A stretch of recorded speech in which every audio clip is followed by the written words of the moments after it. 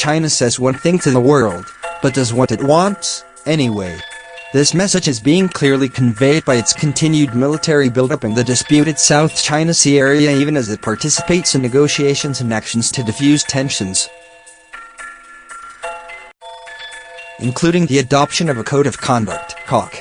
Actually, China has been active in the South China Sea all this while. What's distinctive this time is the heightened tempo of Chinese military activities that go along with the ongoing increasing buildup in the disputed waters. By that I'm referring to more intense naval and air activities, which came after the last Party Congress. It's clear that Xi wanted to follow up that last event to showcase his control over the Chinese People's Liberation Army, PLA, including his promise and call for the PLA to heighten combat readiness in the South China Sea. Dr. Collin Koh Swee Lean of the Rajaratnam School of International Studies, RSIS, Singapore, told VnExpress. He noted that the Chinese buildup in the South China Sea continued despite after adopting a draft framework on the proposed COC last August, and even after formal negotiations commenced with ASEAN earlier this year. In the 19th Party Congress on October 18, 2017,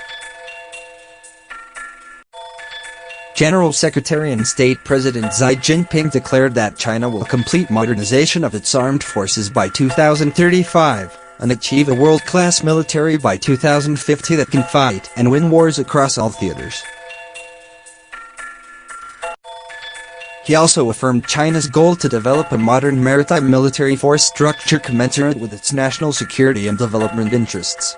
The PLA's component land, air and naval forces must be able to operate jointly and prevail in both conventional and new theaters of operation, he said. Citing an unnamed U.S. intelligence source, news channel CNBC said that China had in April installed anti-ship cruise missiles and surface-to-air missile systems on 3 of its outposts in the South China Sea. PLA has recently announced that it had, for the first time,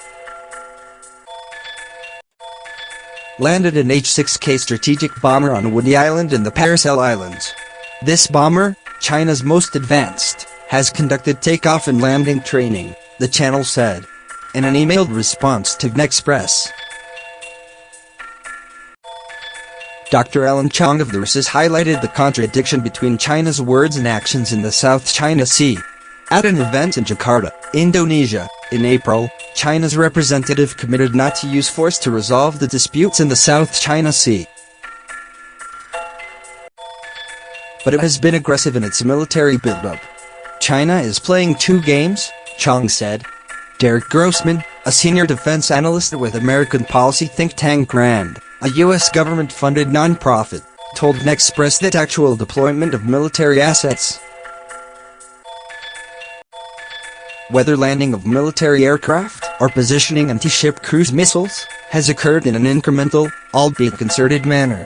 What I do think we're seeing at this time is a conscious effort by Beijing to put pressure on counter-claimants, namely Vietnam, to discourage them from having any hope these disputed territories could one day move to their de facto control. The Chinese bomber landing on Woody Island is a clear example of that in the Paracels, Grossman said. He said that although they are covered less extensively, China's Coast Guard and naval patrols, announced last week, represent a preemptive move to tell counter-claimants don't even think about it. The massive South China Sea exercise held in April is another. These events are happening just as seasonal frictions over fishing and natural resource extraction are set to occur, Grossman noted. He said that although the probability of conflict in the region remains low, there is always a chance that competing claims will result in a security incident that escalates into a broader conflict. Beijing's decision to move an oil rig into a disputed part of the sea in May 2014 is a perfect example of how such a conflict might unfold. Even though China backed down after a months-long standoff, he said. Grossman cited an official Chinese website as saying Beijing was planning to move the same oil rig back into the South China Sea shortly. Dr. Chang linked China's actions in the South China Sea with the potential summit meeting of US President Trump and North Korea leader Kim Jong-un. They would be China's signals to warn the US not to ignore China. Despite the rising tensions in the region, Chang believed that no one wants war. U.S. reaction responding to a question about the U.S. Navy deploying warships and conducting a freedom of navigation operation, VnExpress. In the South China Sea near Paracel Islands on May 27, Dr. Lean said he wouldn't say the U.S. reaction was weak, but rather that it could be more robust. He said the best reaction would be a coherent, consistent and strong strategy that not only makes use of the military tools for deterrence or compellence against Chinese behavior in the South China Sea, but also deploys a more holistic set of instruments. It'll be hard to envisage a concerted Quad joint patrol in the South China Sea, akin to a Quad VnExpress, due to differing views and interests these members have vis-à-vis the US and China. But what we can best expect is a sum of all parts, a collection of, hopefully synchronized or coordinated, actions by each respective Quad member state. This means the onus is on each of them to keep up, if not enhance its defense and maritime security engagements in Asia. We also should encourage other interested stakeholders such as Canada, France and the UK, to join in this collection of efforts. Quad refers to an informal strategic dialogue between Australia, India, Japan and the United States. Dr. Chang said he believes VnExpress by the Quad can help send signals to China that this is an open ocean. We have rights to go through under international law. Dr. Lean encouraged Vietnam to continue to its fundamental foreign policy approach that emphasizes non-alignment.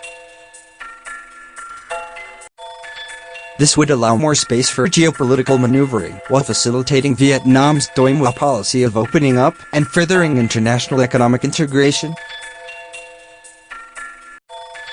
He said, "The aim is not only to help Vietnam preserve and enhance its national resilience, but also allow space to engage other regional and extra-regional partners.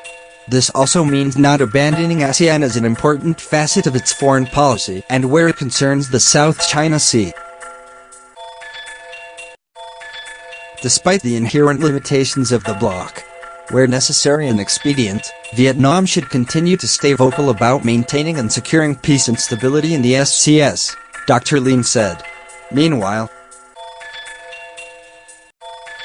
Grossman welcomed the fact that Vietnam has significantly raised the level of defense cooperation with countries like Australia, India, Japan, and the US in March. For the first time, a U.S. aircraft carrier made a port visit to Vietnam, emphasizing growing defense ties with Washington.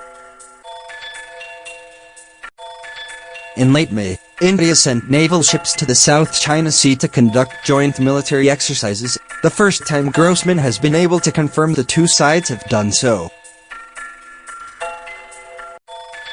He also saw Vietnamese President Quang's visit to Japan as an indication that Hanoi wants Tokyo to take on a more active role in the South China Sea. These activities will help to check China's growing influence in the region and should therefore continue, he said. The video is sponsored by C. Ntronic.com.